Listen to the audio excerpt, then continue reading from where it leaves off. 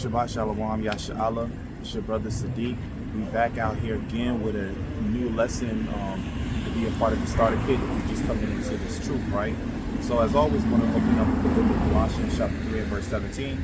And it reads, "And whatsoever ye do in word or deed, do all by Sham HaMashiach Yahushai, giving thanks to the Most High and the Father by Sham HaMashiach Yahushai." Right? So today we're going to talk about what most Christians believe by and large is that you do not have to keep the law. If you're coming out of Christianity, this is one of the chief things that you believe, because the majority of Christians believe that the law is done away with. You're saved by faith alone. You just have to believe, right? So we're going to go over two scriptures that Christians use to justify being antinomialists. Two scriptures that Christians use to justify not keeping the law, right? Because they believe in hyper grace. You know, once saved, always saved, right? If you just confess and you believe, then you are saved. So the scriptures that they use is going to be the book of James, chapter 2 and verse 11. We'll start with that one first. Actually, let's start at verse 10. James chapter 2 and verse 10. And it reads, "For whosoever shall keep the whole law and yet offend in one point, he is guilty of all." So Christians will say, you see that, brother? If you just break one part of the law, then you break all the laws, right? So if you break the law of stealing, that means you're automatically breaking the law of being a homosexual. You might as well just be a homosexual too. This is what Christians believe. If you break the law of not keeping the Sabbath day, well, you might as well go ahead and eat pork too, because you broke one, you broke them all, right? This is what they use to justify continuing in sin, because they don't have no understanding of the Bible, and they literally stop right there. Or maybe they may go a verse down, but this is an erroneous understanding, right? This understanding is what's going to get a lot of Christians, right, the lake of fire. So let's read it again from the top. James chapter 2 and verse 10. "For whosoever shall keep the whole law and yet offend in one point, he is guilty of all." Now remember, James is the brother of Hamashiach Yahushai. Let's read on. Verse 11. "For he that said, do not commit adultery, and said also, do not kill. Now if thou commit no adultery, yet if thou kill, thou art become a transgressor of the law." So James is now going to expound, and he's giving an example of what it means by you're guilty of it all, right? So let's ask ourselves this question, right? It says, "For he that said, do not commit adultery, said also, do not kill. Now if thou commit no adultery, yet if thou kill, thou art become a transgressor of the law." Now, what is the punishment for adultery? That's what we must ask ourselves. Let's see what that is. Because see, Christians do not believe in the law, so they don't go to where the law is found in the Torah, right? Because they see there's no need for it.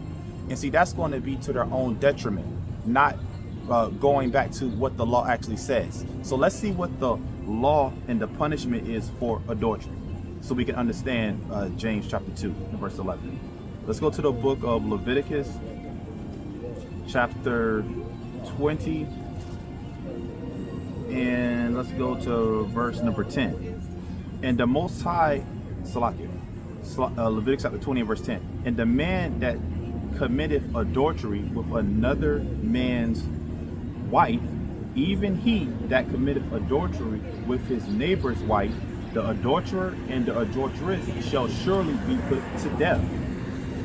And the man that lieth with his father's wife hath uncovered his father's nakedness. Both of them shall surely be put to death. Their blood shall be upon them." Let's read one more, verse 12. "And if a man lie with his daughter-in-law, both of them shall surely be put to death. They have wrought confusion. Their blood shall be upon them." So the punishment for committing adultery, as we read in the book of Leviticus chapter 10 through 12, is death. That's the punishment for committing adultery, right? Because remember, James is giving an example, right? So if you commit adultery, then the punishment would be death. Now, the next part in James chapter 2 and verse 11 was he used murder, right? Let's see what the punishment for murder is. Let's go to the book of Exodus. Let's go to the book of Exodus chapter 21, and let's go to verse 20. Let's see where we can start. Let's go to Exodus chapter 21, and let's go to verse 23. And if any mischief follow, then thou shalt give life for life. Right? Let's get a little further. Let's expound that a little further. Let's go to Deuteronomy 19 and 21 to get another precept to that. Deuteronomy 19 and 21.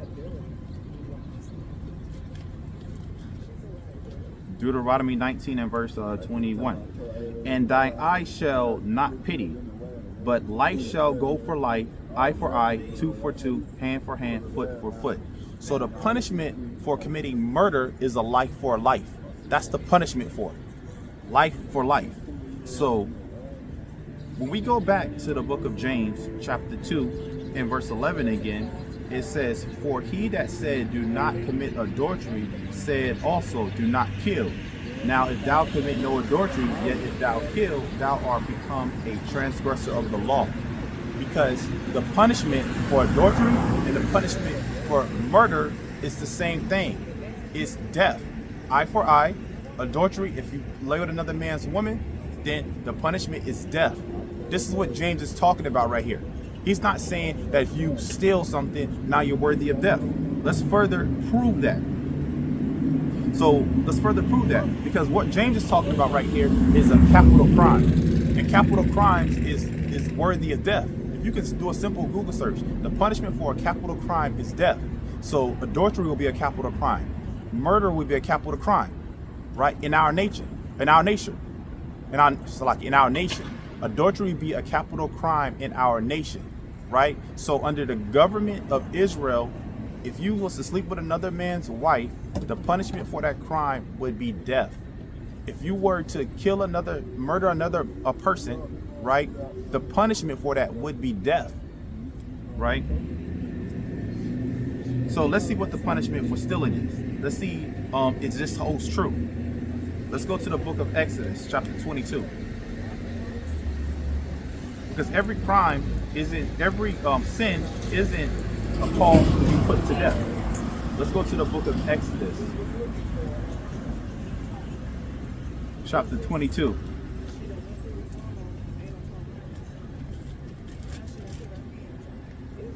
And let's go to verse 1. If a man shall steal an ox or a sheep and kill it or sell it, he shall restore 5 oxen for an ox and 4 sheep for a sheep. So you see that? It says, if a man steals something, he has to restore it, right? Verse 2. If a thief be found breaking up and be smitten that he die, there shall no blood be shed for him. So what's that saying is that if a thief is caught breaking inside your house and is killed, the person who killed him is not going to be found guilty. That's a law that's on the books right now. I believe it's called stand your ground in most states, right? So this is what verse 2 is saying.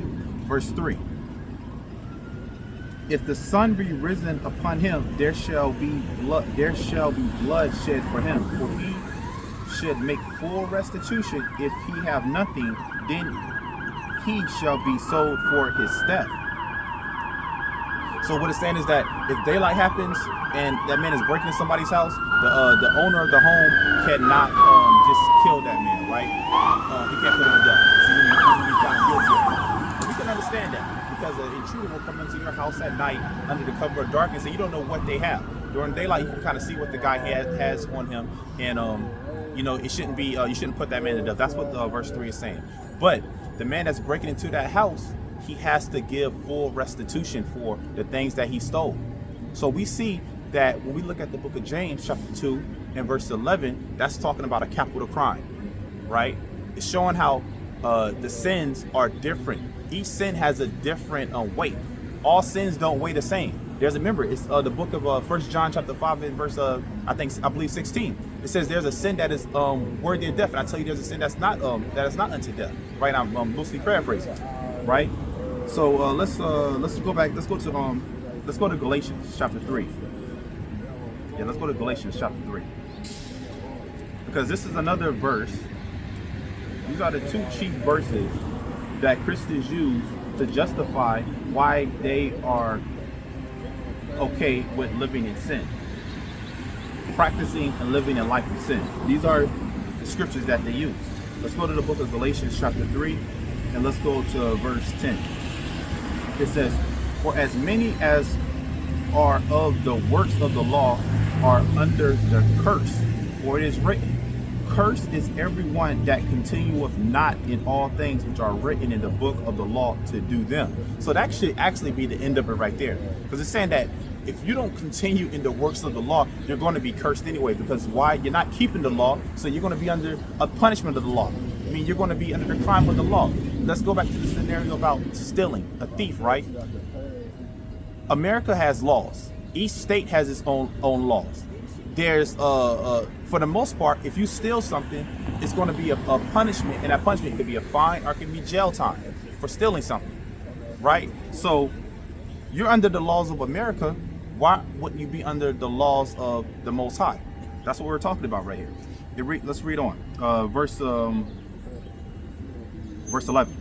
But that no man is justified by the law in the sight of the Most High.